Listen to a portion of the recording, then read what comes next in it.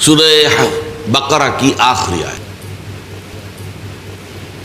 اس آیت میں پہلے تو ایک بہت بڑی خوشخبری ہے، اور یہ قرآن مجید میں کئی دفعہ آیا یہ مضمون، لا یکلف اللہ نفسا الا وسعہا۔ اللہ تعالیٰ ذمہ دار نہیں ٹھہرائے گا کسی بھی جان کو مگر اس کی وسعت کے مطابق۔ یعنی اللہ تعالیٰ کے ہاں سب کا حساب برابر نہیں ہوگا،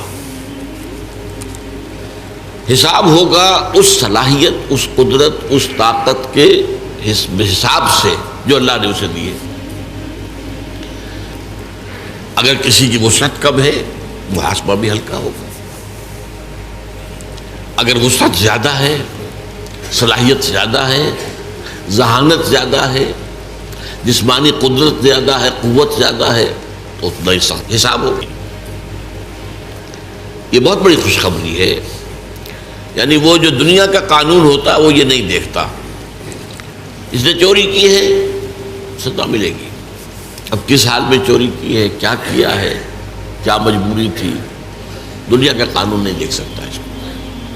اللہ کا معاملہ یہ نہیں، ہر شخص کو جو بھی اس کے اندر وسعت ہے اور وہ اللہ جانتا ہے۔ کسی شخص میں صرف 20 سیر بوجھ اٹھانے کی اللہ نے قوت رکھی تھی، اس نے 15 سیر بھی اٹھا لیا تو اللہ کامیاب قرار دے دے گا، اور جس میں من بھر کی صلاحیت رکھی تھی اس نے 20 سیر بھی اٹھا لیا تو ناکام ہو گیا۔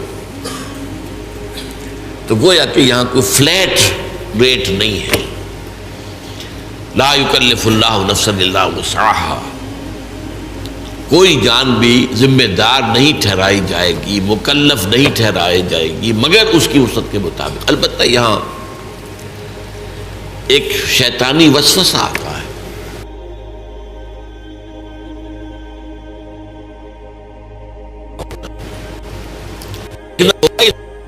صلاحیت ظاہر ہو رہی ہے، اگر صلاحیت نہیں ہے تو دنیا میں بھی کامیابی نہیں ہونی چاہیے۔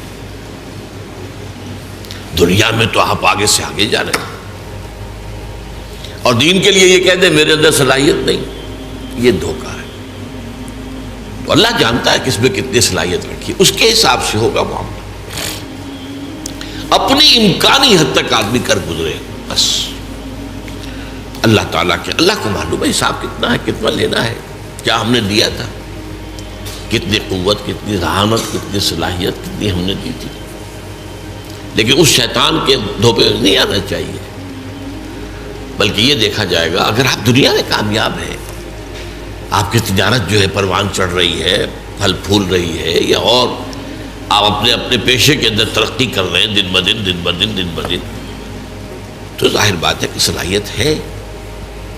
اب اپنے آپ کو بری ٹھہرا دینا یہ کہہ کر کے میرے اندر تو صلاحیت نہیں ہے، یہ غلط ہے، یہ دھوکہ ہے، یہ نفس کا دھوکہ ہے، شیطان کا دھوکہ ہے۔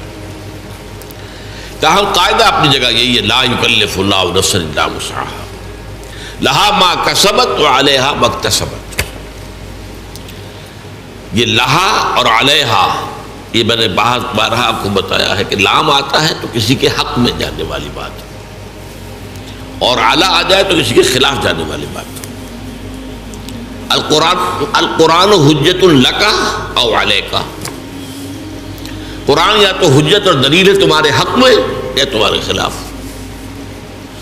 اس پر چلو گے، اس پر عمل کرو گے تو وہ تمہارے حق میں گواہی دینے والا ہوگا، اللہ سے سفارش کرے گا تمہاری، اور اگر تم اس کے خلاف چلو گے تو وہ حجت بن جائے گا، دیکھو یہ ہم نے بتا دیا تھا کہ نہیں تمہیں، اب وہ تمہارے خلاف دلیل بن جائے گا۔ القرآن حجت لک او علیک، یہی بات یہاں فرمائی، لہا ما کسبت وعلیہا ما اکتسبت،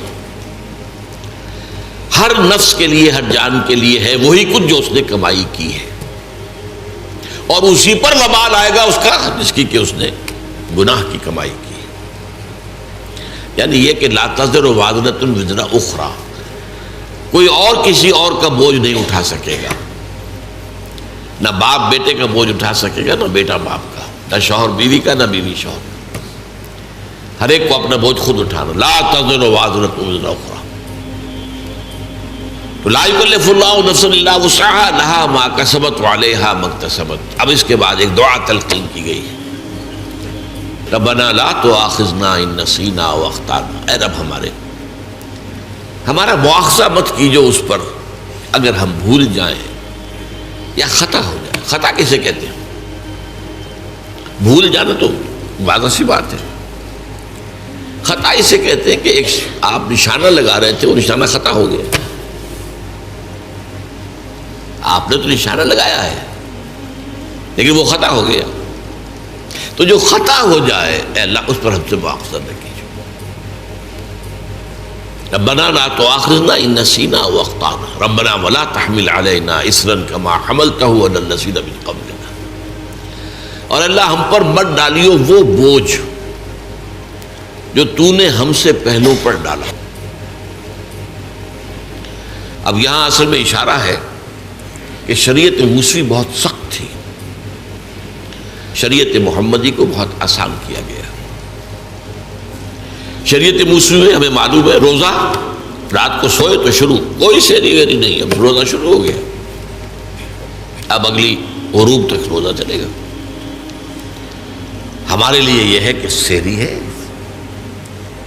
طلوع فجر سے پہلے پہلے کھاؤ پیو، آسانی کرتی ہے. ان کے لیے سختی تھی، یوم سبت مطلقاً حرام، کوئی کام نہیں کر سکتے دنیا کا پورے دن، جمعے کی رات سے شروع ہو کر اور پھر ہفتے کے غروب تک 24 گھنٹے کا سبت ہوتا ان کا. اور جو لوگ یہودی آج بھی جو پریکٹسنگ یہودی ہے وہ اس پر عمل کرتے ہیں، اپنے ٹیلی فون بھی ڈسکنیکٹ کر دیتے ہیں، کچھ نہ ٹیلی فون سنیں گے نہ ٹیلی فون کریں گے، کوئی کام دنیا کا کوئی کام، بس عبادت کرو، تورات پڑھو، وہ جو بھی اور کوئی ان کے ہاں عبادت کا طریقہ ہے نوافل ادا کرو، بس یہ کوئی کام دنیا کا نہیں. اور ایک ہیلا کر کے اصحاب السبت نے، آپ کو معلوم ہے سورہ اعراف میں آیا ہے، تو جو ہیلا کیا تھا اس کے اوپر بڑا سخت عذاب آیا ان پر، انہیں بندروں کی شکل میں بنا دیا کہ کونوا قردۃ خاسئین، ان کی شکلیں بدل دی گئی. بس تو اس لیے شریعت موسوی بہت سخت تھی، شریعت محمدی میں آسانیاں کی گئی. اور اصول بھی حضور نے فرمایا یسروا ولا تعسروا، بھائی لوگوں کے لیے آسانی پیدا کیا کرو، سختی نہ کیا کرو. عام طور پر ہمارے ہاں رویہ کیا ہے، آپ کو تو سخت سے سخت بات کا فتویٰ دیں گے، اور خود انہیں معلوم ہے کتاب الحیل کس طرح ہیلے سے بچا جا سکتا ہے، خود ہیلوں پر عمل کریں. یہ عام ہے. ہونا یہ چاہیے کہ آپ اپنے لیے زیادہ سے زیادہ سختی کر لیں، دوسروں کے لیے آسانی، جو بھی شریعت کے اندر وہ گنجائش نکل سکتی ہے وہ نکال کر دکھائیں. یرید اللہ بکم الیسر ولا یرید بکم العسر، اللہ تو تمہارے ساتھ آسانی چاہتا، سختی نہیں چاہتا. یہ بھی روزے کے حکم کے سلسلے میں یہ الفاظ آئے ہیں سورہ بقرہ کے.